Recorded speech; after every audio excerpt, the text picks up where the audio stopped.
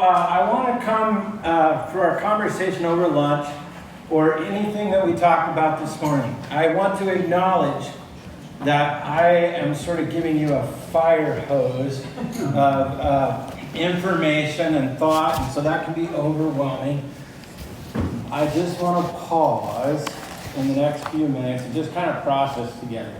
So maybe a question came up from this morning that you want to bring up, maybe an observation, maybe something related to our table talk, but let's just process together for a minute what we talked about this morning. So any question or comment or anything you want to share from your time over lunch?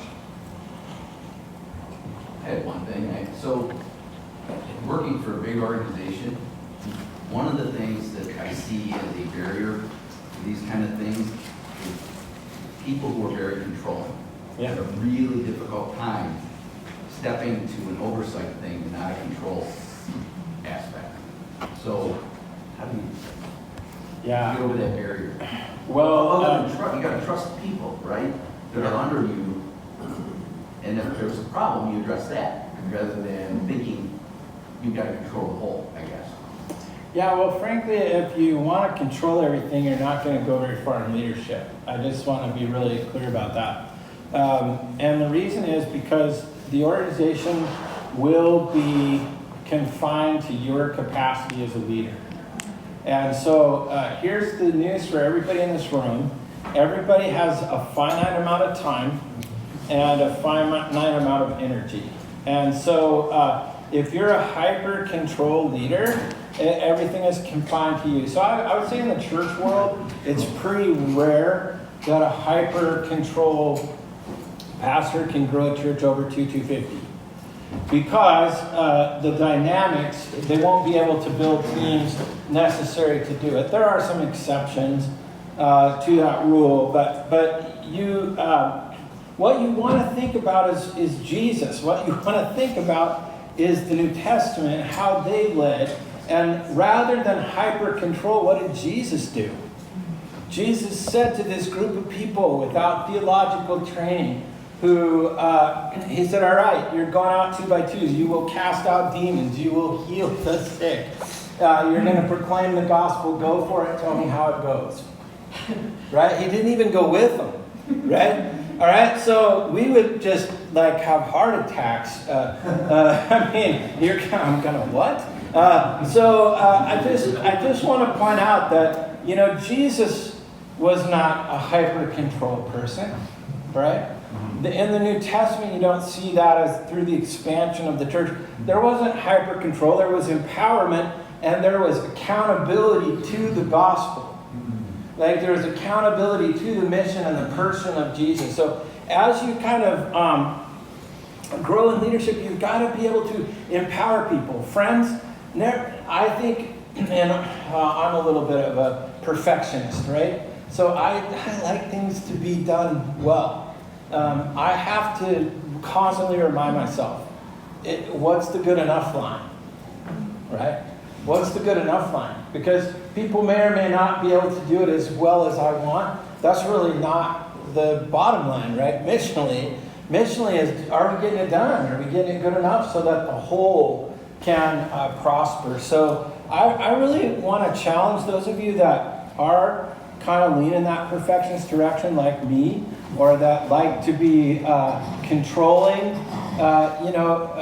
Jesus might want to walk you in a new season where he teaches you how to lead into a broader capacity. Because here's the awesome truth. The more you're willing to empower people and lead with culture and mission, you're building the capacity of the church. Right? You're building the capacity of the mission. And God responds to that. He loves that. And so ultimately, you'll have a better outcome as a leader if you're willing to empower people.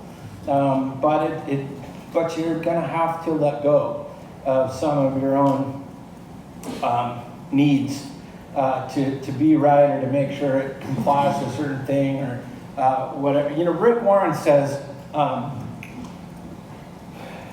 you can have control or growth, pick one.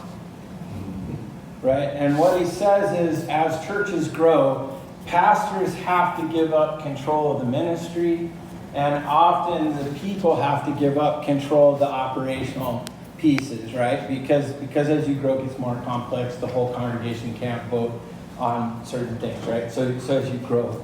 And I think that's really true. Like, you just have to continually ask, if we're going to grow, organizationally, it is going to be beyond my capacity as leader. So I have to willingly give up more so that we can grow farther, right? Does that make sense? So it's a required walk of humility. So thanks for bringing that up. That's a great observation. Other questions or thoughts? If I could just ask, in our polity, we have delegates, and locally our preference has always been to have our delegates on our board. So I'm just thinking through, where would you recommend? Are they part of the governance board? Are they part of the operations board? Where do delegates fit in this? Yeah, so in our system, delegates are representatives and communications conduits, right? It is, I think, critical that there be overlap between your delegates and your board. Both for continuity of communication, but for lack or to minimize confusion. But there comes a point of growth where they can't all be on the governing board, right? Because you would have more delegates potentially than you would have governing board members, right? So what you want to think through is, we want good overlap from the delegates to the board, so that there's a continuity of representation, that they're representing the board and the church to the annual conference and those discussions. And then you also want, because they also serve to communicate from the conference to the governing board about stuff that's happening conference-wide. So you want to make sure there's that good overlap. But I wouldn't try to get 100% overlap. And then the other thing I would say is, you need to be really clear about the role of delegates. Their role is not governance, right? So the role of delegates is communication and connection. And so we just produced some material that's available from the National Church, training board members and delegates at a local church level. And that's available from the National Church through Pathright. As is all of this material, which you can take and do whatever you want with in your local church. But the role of delegates is one I think that's confusing in our polity. And so it would be, anyway, that material is there. Does that help answer your question? Or? Yeah, okay. Do you have any clarity you want to bring, Superintendent Pam, about that? I would just, I know a lot of times, I'll just be honest, it's our larger churches that don't have people at annual conference, and sometimes that's challenging when a transition comes up or something like that. So I would definitely say, try and find at least one delegate who can sit on your board, who understands the role of a delegate and is engaged, and that would help us tremendously. When I do need to step in, either for transition or in crisis, if there isn't a delegate who's been engaged, it's just harder for everybody. It's harder for the church. It's harder for the board. And so you can help us greatly by just making sure there's somebody in that role who understands it. So, any other observations or comments before we move forward?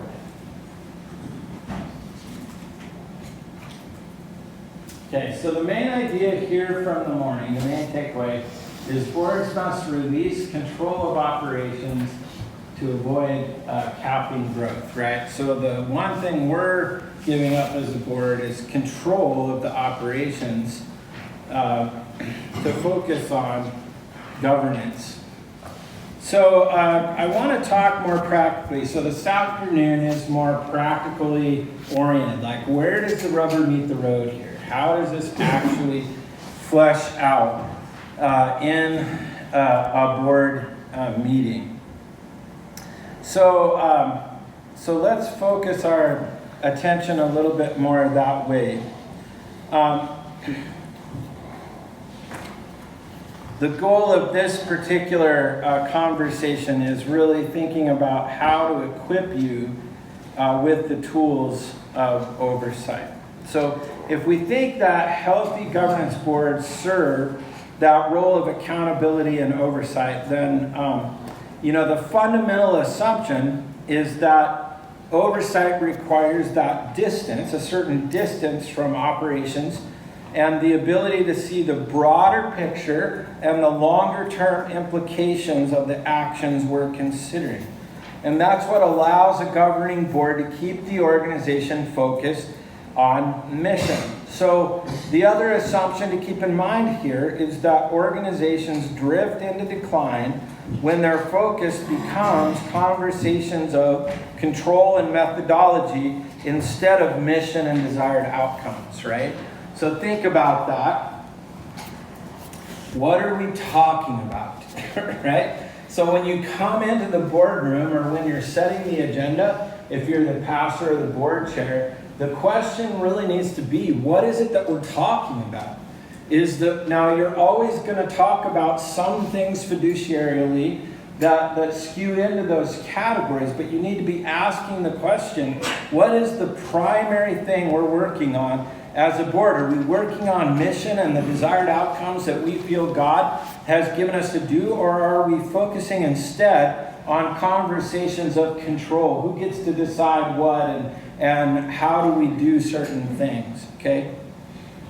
So oversight helps us ask the question, are we doing the right things to produce the results that will help accomplish our mission? So the missional focus of the church, the results, the overall health, empowering leaders, these are all vital ways that the governing board helps raise those questions that need to be asked for organizational effectiveness in the mission. So I would even say that for a governing board, it's less important the wisdom you share as the questions you ask.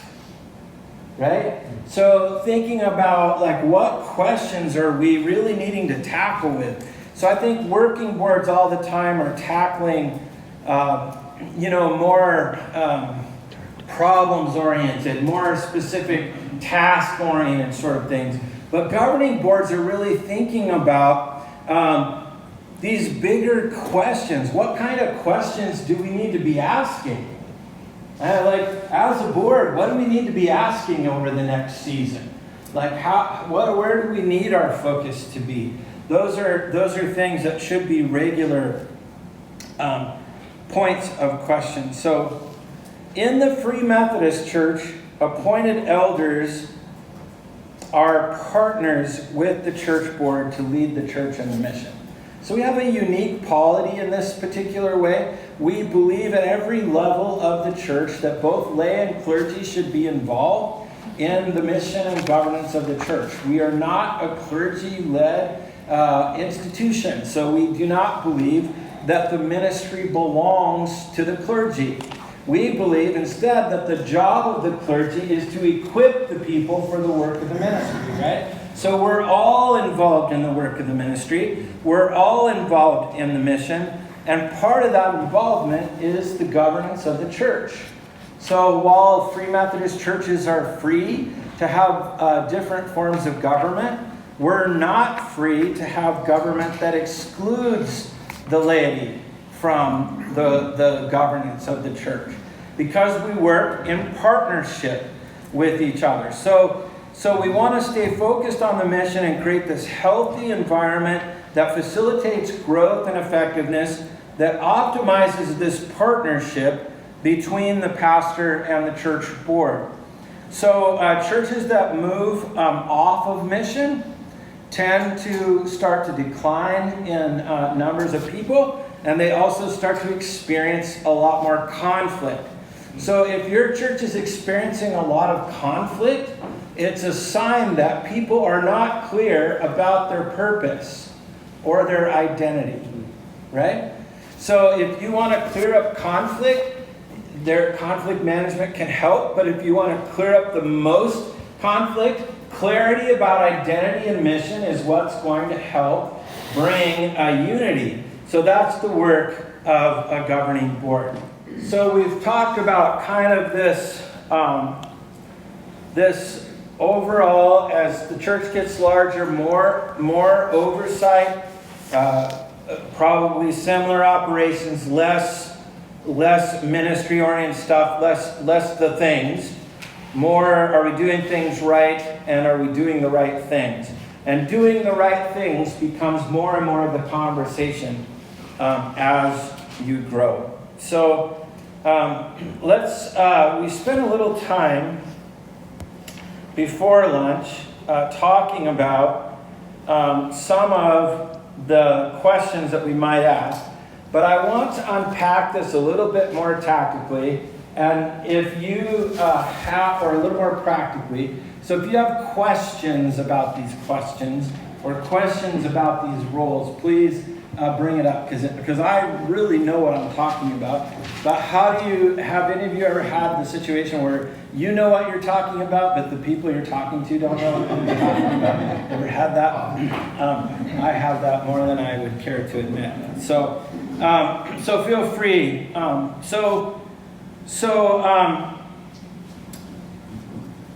Oversight. What is oversight? So oversight is asking the question, are we doing the right things? So are we accomplishing the mission that Jesus gave us? Are we accomplishing the mission that Jesus gave us? What are the kinds of activities we need to be doing to answer that question? Well, some oversight activities are strategic planning, right? So we need to do some strategic planning. You can't accomplish a mission without some strategic planning, right? You need to think about, how are we going to accomplish this? So I remember when I was pastoring a church of, started out a church of 21 in a town of 1,000, okay? Mostly agricultural, mostly orchards. You have a few of those around here, right? Okay? And so if you've worked with orchardists, they are very long-term in their thinking, right? You plant an orchard and it takes a while for those trees to become productive. You have to think about what fruits are going to be profitable 5 years from now, 10 years from now, right?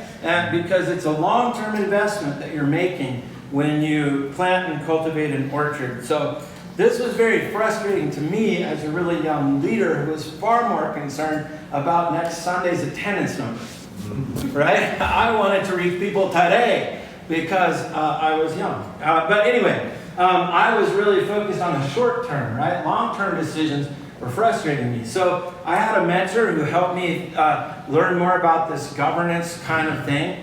And so we worked as a board. Who is it that Jesus is calling us to be, and what is it that he's asking us to do? And in our context, our board really felt like that the mission encompassed every man, woman, and child within a certain radius of where we lived, right? Mm-hmm.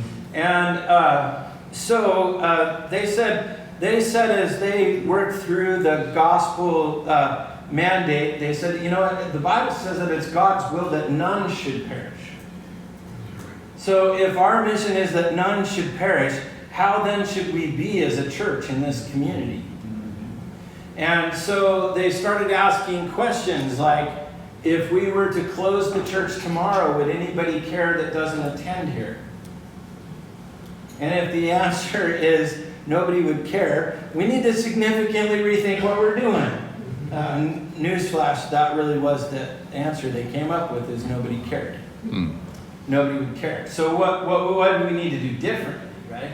But also, what would we need to do to reach every man, woman, and child in our specific area? Well, I turned them loose in the long-term planning. I decided not to control the outcome. I said, this is awesome. We're going to turn a group loose to have this discussion. They came back. This is the only time in my ministry this has ever happened. They came back with a 100-year plan to reach every man, woman, and child in our ministry area. They were orchards. This is a thing. Okay? But it really profoundly changed the way we did church, because they said, we don't think we can reach every man, woman, and child in our ministry area in a single generation. It's going to take multiple generations. And so that means the most important thing for us to reach every man, woman, and child in our community for Jesus is generational handoffs. All right? Fundamentally changed how we work. Because in that culture, in that rural culture that was agrarian, you didn't get to serve on the board till your hair was white. Right? Because they valued age and they valued experience and they valued these things, but they said, listen, if we're going to reach every man, woman, and child in our ministry area for Jesus, we got to be doing generational handoffs. And frankly, none of our kids come here. Right? Much less our grandkids. Right? So we're doing it wrong. We got to rethink how we're doing it. Now, I'm not saying you need to do it the way they did it. But friends, what I can say is when they got clarity about what Jesus was asking them to do, in the context he was asking them to do it, it shifted everything.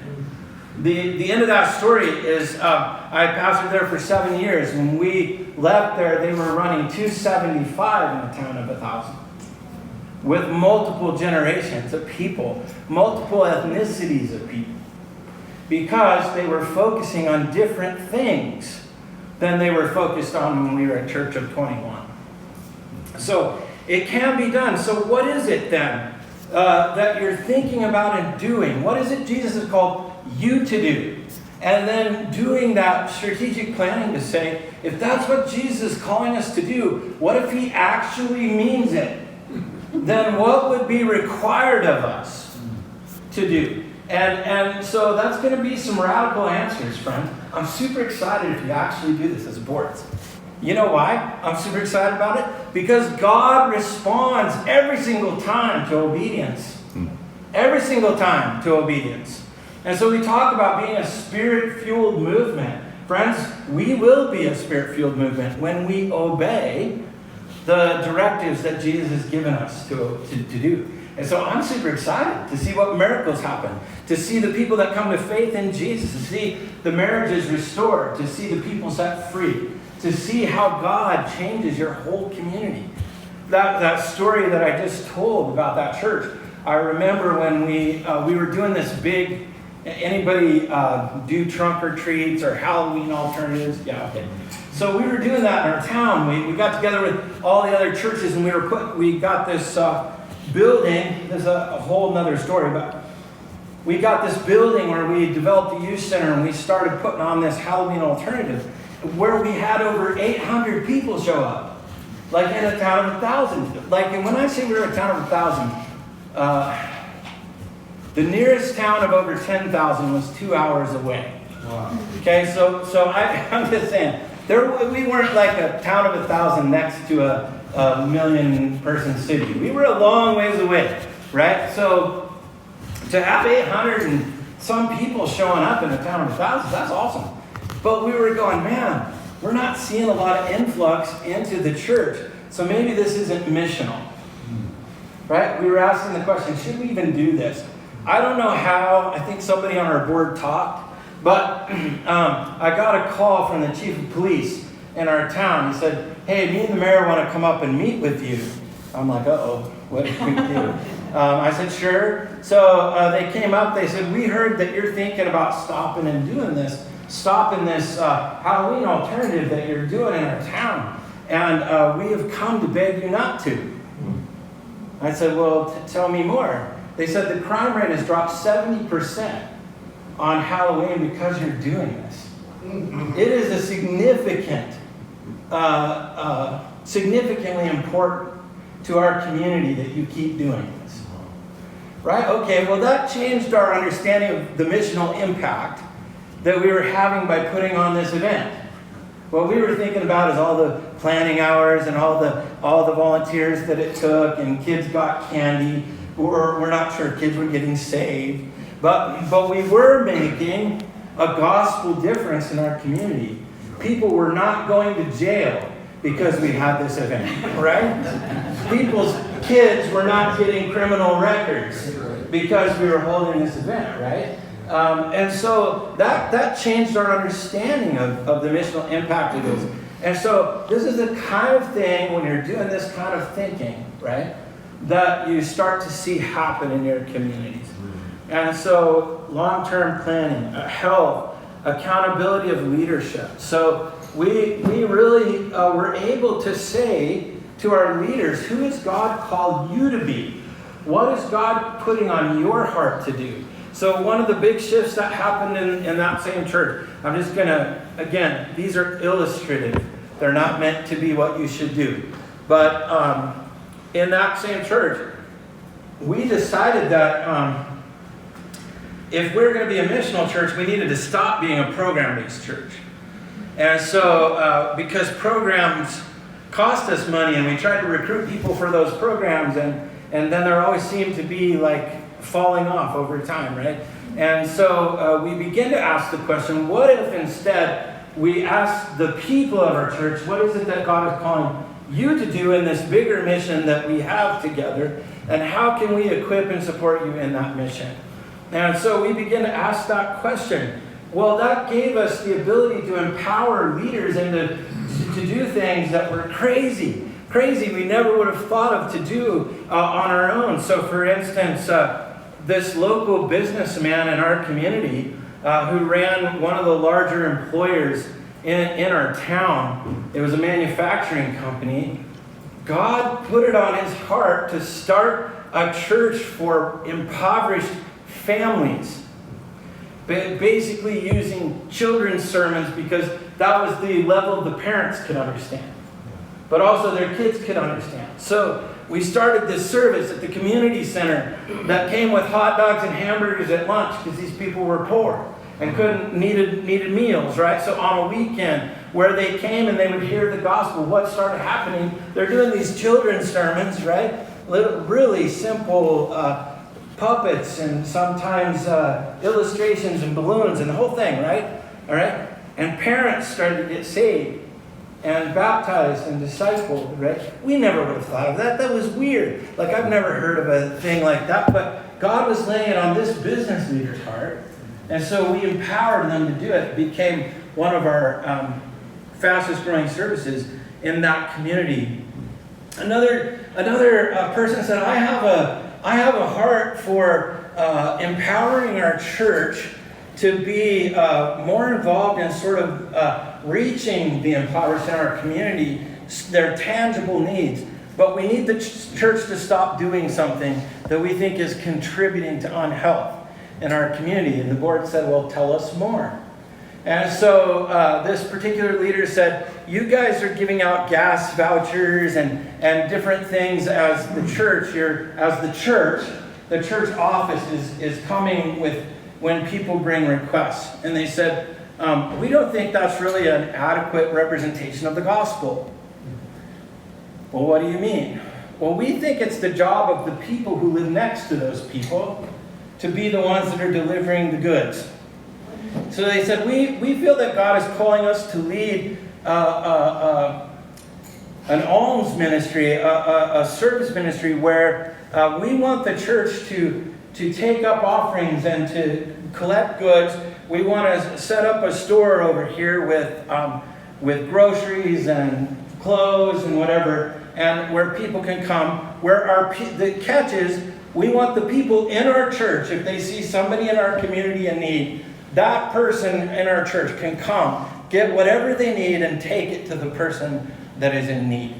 And if that's help with electricity, help with rent, but we believe that if it's somebody in our church meeting that need, that's going to build relationship, which is going to help those people move forward in the gospel.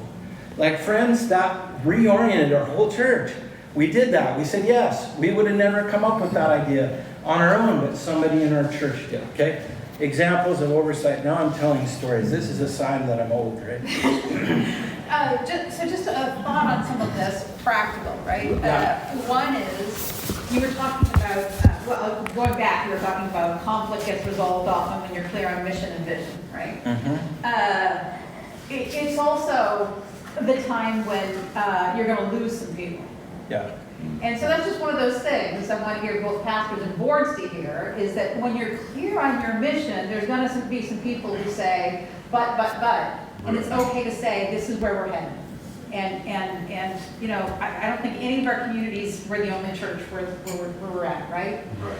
And so that's one thing. And then the other thing is I hear, like, I love empowering people like this, but then just make sure that those new ministries are attached to someone who feels called and don't then become the institutional program that you then have. So you have to have a, let's do this, but you also have to have a, let's prune this mentality, and it's okay to prune a ministry that you don't need. That is incredibly excellent. I can also tell you a story about the most effective ministry that we had in the church of about 800. It was a ministry in an urban context where we put together kids that didn't have anybody to go home to after school. They needed help with their homework, that kind of thing. And seniors who didn't know how to use technology. And we put them together. So seniors helping kids with homework and kids helping seniors with technology, right? That was an amazingly popular ministry. It was effective. It helped all kinds of families, and we ran it very effectively for about 6 years. And then the leader stepped out, and we could not, for the life of us, find a leader to step in. And so as a missional board, we had to say, has this come to an end? So if we're trying to force something, but God is not raising up somebody, how's this run its course? And we determined it had that. And so sometimes you have to say no to the good to say yes to the God, right? So thank you, Pam, for that. So anyways, I am preaching too much again. But thinking about financial oversight questions, here again, you're looking at the overall budget. You're looking at the health. Where are we at positionally? If we make the choices to do X, Y, Z, where are we going to be at the end after we've made that decision? You know, all those kinds of questions. Risk mitigation, things like insurance, policies, practices, things like that are so riveting. So many stories, right? Listen, friends, they're significant to the mission.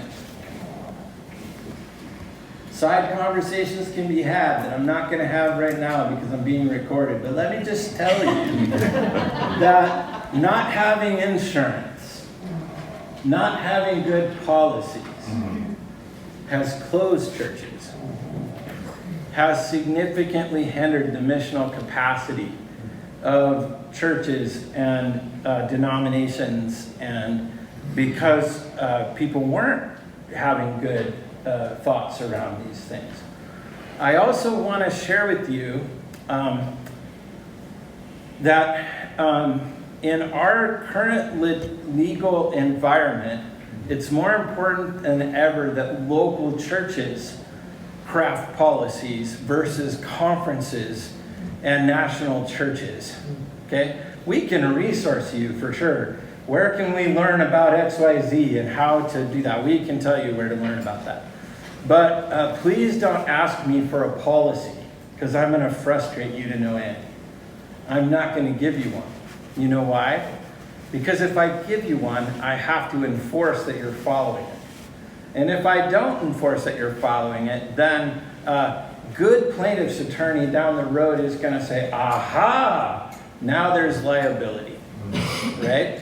So part of the way we're mitigating liability for the whole mission, part of the way that Adam and Superintendent Pam need to mitigate liability for the conference is we need to resource you, and your board needs to be a healthy governing board and develop good policies and practices that are in alignment with best practices across the church world. Does that make sense? In doing that, you're protecting the whole. You're protecting your local church, you're also protecting the whole. So, yeah. Could you just list off some of those areas where there should be policies, like, children and, go ahead. Yeah, so one I get all the time is, so we have a registered sex offender attending our church. What can they do or not do? Okay? First of all, talk to your insurance company. Okay? Insurance companies have really clear ideas about what they can do or not do. Right? And if you don't follow your insurance company's guidance, they will not cover you if a claim comes up. So, encourage you to know what that is, right? So that should be a boundary, because I'm guessing most of the churches in this room cannot afford to cover significant financial liability because they went off reservation. So that's a good place to start. But also we're responsible to safeguard the people that we serve, the vulnerable people among us. And so we want to make sure that while we want to be forgiving and redemptive, all people can be redeemed, not all people can serve in every area, right? So, just as an example, I was asked, could this sex offender preach regularly at a local church, right? Well, in our litigious environment, probably not, because you would have to give full disclosure every single time. Now, that's not very redemptive for the person getting up to preach, is it? Right? So we have to put a scarlet letter, if you will, on this person, because we have to let people know that we're not endorsing this person in every possible context, right? And so that's not healthy. That's not even healthy practice for your church, right? You don't want to be calling out somebody's sin every time you get up in the pulpit, right? So there are other ways that a person like that could serve, that they could do good in the kingdom of God. There are ways they should not. And so policies around that are important. Background checking, I'm guaranteeing every single one of your insurance policies requires you to background check people that work with kids and other vulnerable populations. You should make sure you're doing that. You should have policies around that. The list goes on, I'm sure. Any questions or thoughts about that from the group? Okay. If you need to, talk to an attorney. I can give you good attorney names. I'm sure Pam can too. So the only national policy we have about sex offenders is we will not credential somebody who's been convicted of a sexual offense. And that's because we don't feel that's the best way that that person can serve in the church, protecting the mission. One other thing I would say in relationship to this is that, not in relationship to this, in relationship to sort of the oversight governing board thing, the one thing I think where local churches struggle a lot is continuity training. Okay, if you're a governing board, you're dealing with issues that are long-term and probably big. And somebody new stepping into the middle, like they don't have the context to understand what you're even wrestling with, right? So helping train people that are coming on board, it might even be good to have some months of overlap, right? Where people are onboarded slowly, a little bit more slowly to it, or where you have some intensive training, both about the function of a governing board, but also about the stuff that you're working on, because they're deep issues often that have a lot of background associated with that. So it is hard. New York is one, but when you have a third of your board going off every year, that can be disruptive to the continuity, right? But you're working on these big things, and that's just a reality we have to deal with. So thinking about how do we get continuity is a good thing. I just want to clarify that. It's a 3-year term, but it can be repeated. So you don't have to have a full board in 3 years. All right. Okay. Thank you for that. Yeah. But I'm just saying practical reality is often you've got new people coming in and when you're dealing with these large things. So how do you manage that? Okay. So I think we've talked I think I've talked a lot. I feel like you guys know what operational things are and what ministry things are.